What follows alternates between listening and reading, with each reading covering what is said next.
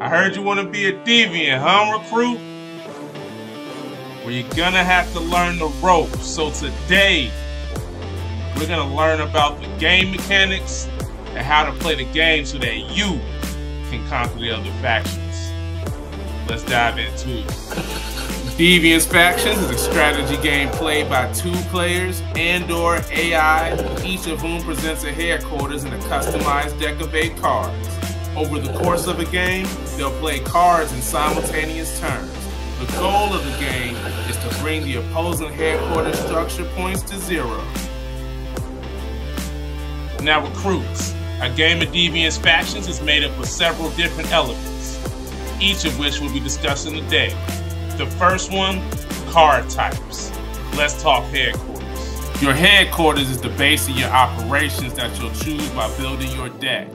Protect it with your life because if it's destroyed, the game's over. Each headquarter card is made up of several different elements. First up, the name. That's in the top middle. The faction that the HQ is the center of operations of is going to be at the top left. The structure, that's the HP, is going to be at the bottom right. The abilities that the HQ has is going to be the middle text. And the ability icon is going to be at the top left. Next up, let's talk character cards. These cards represent deviants fighting to protect your HQ and conquer your opponents. Each card is made up of several different elements. First up, the name is going to be at the top middle. The faction is going to be on the top left. The gender is going to be to the left of that name. The attack is going to be on the bottom left. The attack type, that's basic, range, and blast, that's going to be in the middle. We'll talk more about that later. Their health is going to be on the bottom right. Their planning is going to be to the right of the attack type. Their abilities are going to be in the middle text, and their ability icons are going to be at the top left. Next, let's talk about the technology cards. Technologies enhance your character, HQ, and can even attack your opponent. They're made up of several different elements. First up, the name is at the top middle, the faction is in the top left, the resistance is at the bottom right, that's the amount of hits the tech can take. Its abilities are in the middle text, and the ability icons are in the top left. All right, recruit. Now that you know about all the different card types, it's time to teach you about how to build your deck so that you can build a winning strategy. Let's get into it. A deck consists of 1 headquarters and 8 character and/or technology cards with different names. There are 2 rules you must follow when building your deck.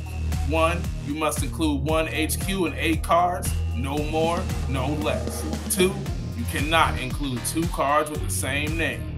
To build a deck, go to My Inventory in our website's header and select My Decks. Then click New and give your creation a name. All right, recruit. Now that you know how to build a winning deck, it's time to learn more about the playing board. A Deviants Factions board is divided into 2 sections. The top half is your opponent's territory, and the bottom half is yours. The board is composed of 3 layers. The first layer contains 4 rows. The 2 in the middle are for each player's characters, while the top and the bottom ones are for technologies. You can click on a card in this layer to see it in detail. The second layer is divided into 2 parts, using the leftmost and rightmost side of the board.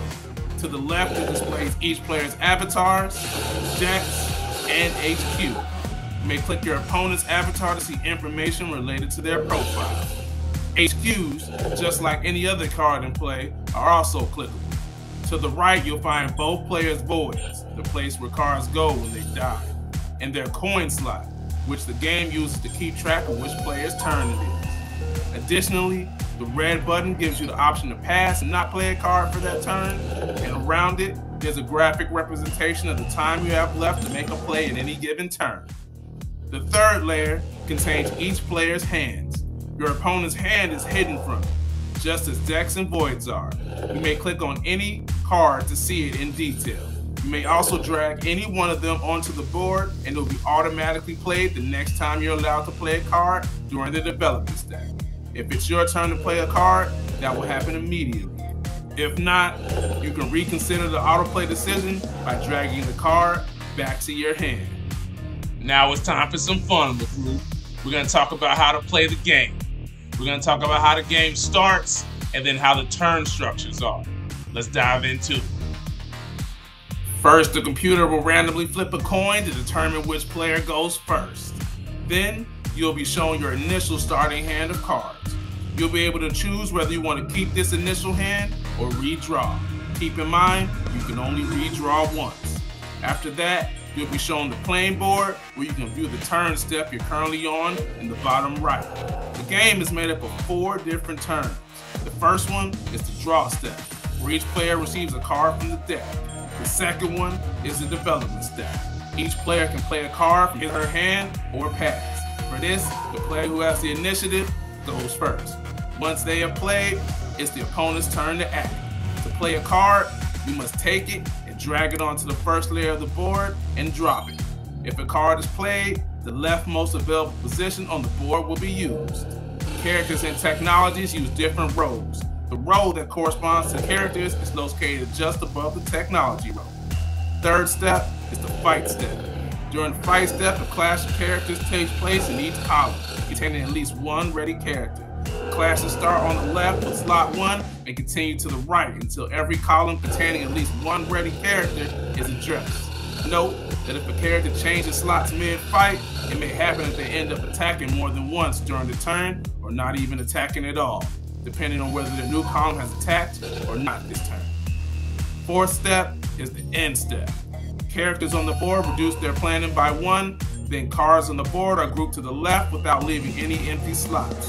The turn ends and the next one starts immediately. All right, now that you recruits know how to play the game, let's talk about the different attack types there are. There's 3 different attack types: basic, range, and blast. Characters with basic attacks deal damage to the characters directly across from them. If there's no character in that slot, a character with a basic attack will hit the technology behind it, reducing its resistance by 1.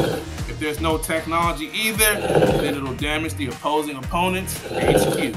Ranged attack types deal damage to the characters that are not in front of them. A character card will always show how far they can hit with a number and in which direction. Whenever a character with ranged attack type attacks, they will deal damage to the foe that's X columns to their left or right, depending on their specifications. If that slot is empty, they reduce their range until they find a foe to attack or reach their own column. Whenever this happens, the attack resolves as if it was a basic attack. Not characters with blast attacks deal damage to more than one opposing character at the same time. A character card always shows the reach of their blast with a number and a direction: center, left, or right. Whenever a character with blast attack type attacks, they deal damage to their rivals that expose to their left or right, depending on their stats. If there are no foes within reach, the attack resolves as if it were a basic attack. Alright recruits, let's talk about your abilities. All abilities fall into 2 classifications. Let's check them out. A triggered ability is an ability that waits for a particular event to occur.